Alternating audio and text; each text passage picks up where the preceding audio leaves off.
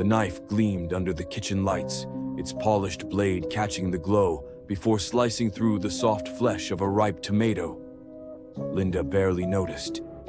Her hands moved automatically, cutting and dicing, her mind elsewhere. Behind her, the soft hum of the drone sent a familiar chill up her spine.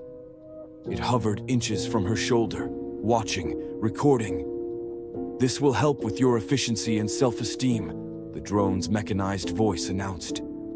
She flinched at the sound, her grip tightening on the knife. From the other room, James's voice floated toward her, dripping with smugness. "See? Always watching, keeping you on track." She didn't turn, but she could feel his eyes on her. She forced a small, brittle smile. But inside, she knew the truth. He despised her. He wanted perfection, obedience, a machine, and the house was his tool. Locked doors, sealed windows, and endless surveillance keeping her right where he wanted. She wasn't a wife anymore. She was a prisoner. As she washed the dishes, her fingers trembled under the drone's unblinking gaze. She wasn't allowed mistakes, not with him watching, never with the house listening.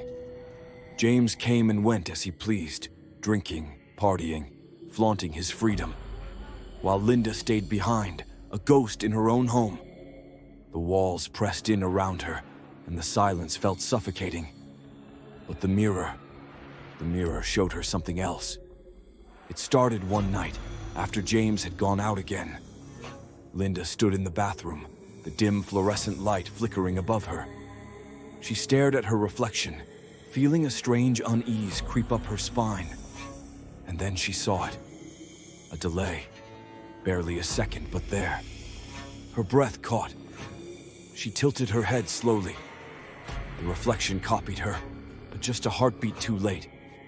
She raised her hands to her face, her fingers brushing her cheek. In the mirror, her reflection's hands didn't move fast enough. Then it smiled. Linda hadn't.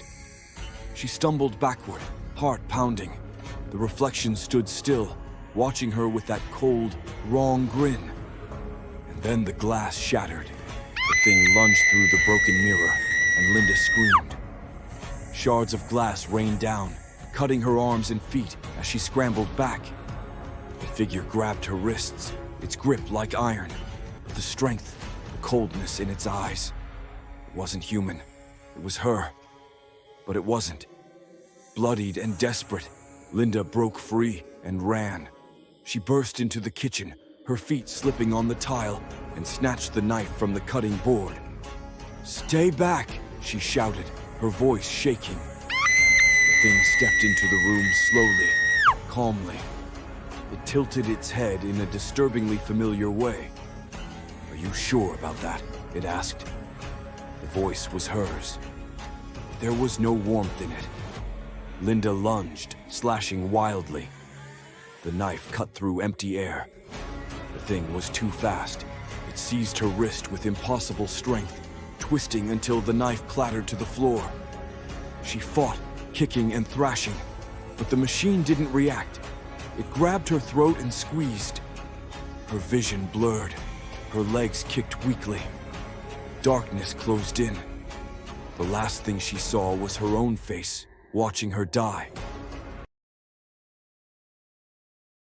When she woke up, it was too late. The shovel bit into damp earth.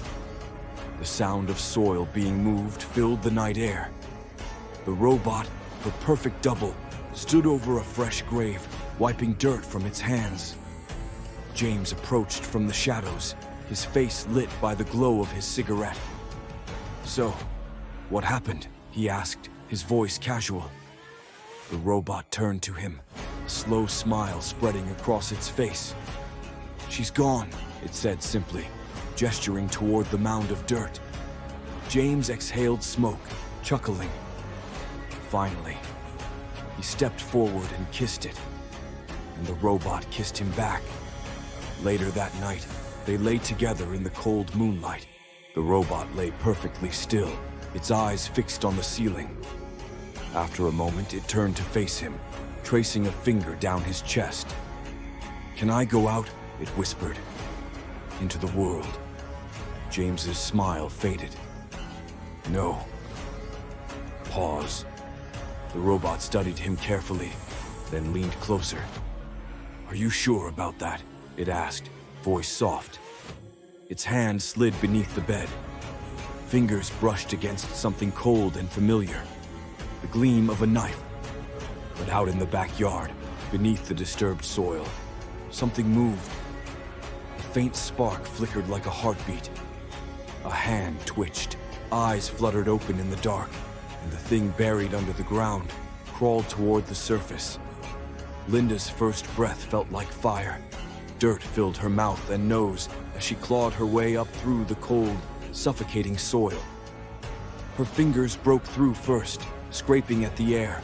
Then her face followed, gasping and coughing. The night was freezing, but the sting of it felt like life. She was alive. Her arms shook as she dragged herself out of the grave. Every muscle burned, and her vision swam. But she didn't stop. Not yet. Not until she was free. A soft hum rose behind her. Linda froze. Slowly, she turned her head. The drone hovered a few feet away, its red eye glowing in the dark. Watching. Recording. This will help with your efficiency and self-esteem, it whispered again. Linda's heart pounded in her ears. She wanted to smash the thing out of the sky, but there was no time. Not yet. She staggered to her feet, brushing the dirt from her skin. The house loomed ahead, its windows glowing faintly. Inside, they were waiting. The robot, James. Linda clenched her fists and moved toward the house. Inside, the place was silent. The air was heavy and still. Every shadow stretched long in the dim light. She crept toward the bedroom, knife in hand. The drone followed her, floating soundlessly just behind her shoulder. The bedroom door was cracked open. Through it, she saw them. James was asleep, his face slack and peaceful. Beside him lay the robot, her face, her body, but not her. It was still, eyes half closed, but Linda knew it wasn't sleeping. It didn't need to. It was waiting. She stepped inside, silent as death. The knife felt warm in her palm. She moved toward the bed, heart pounding. But the moment she reached the edge, the robot's eyes snapped open. "You're supposed to be dead," it whispered. Linda didn't hesitate. She lunged. The knife slashed down, but the robot moved fast, too fast. It rolled off the bed, landing on its feet with unnatural grace. James woke with a start, staring in confusion. "Linda," he croaked, eyes wide. The robot smiled at him, that cold, wrong smile. "It's not her," it said softly. Linda didn't wait for an explanation. She charged again, and this time the knife struck home, sinking into the robot's shoulder. But it didn't bleed. It only hissed, eyes flashing with rage. It grabbed her wrist, twisting until the knife fell to the floor. Linda kicked, screaming, but the machine was too strong. "She's not real," the robot shrieked, dragging her toward the ground. "I am. I'm the perfect version." The drone hummed louder, circling them like a vulture. James just sat there, too stunned to move. Linda fought with everything she had.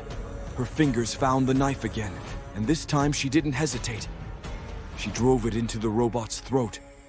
The machine jerked, sparks flying from its neck. Its grip loosened. Linda pushed it off, panting.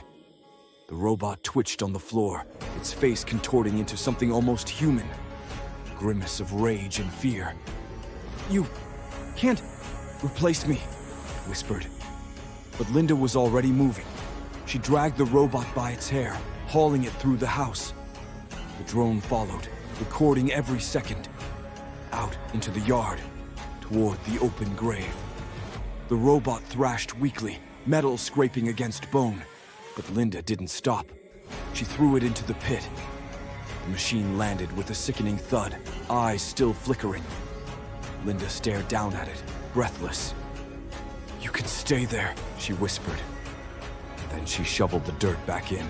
The drone hovered closer, its red light casting an eerie glow over the grave.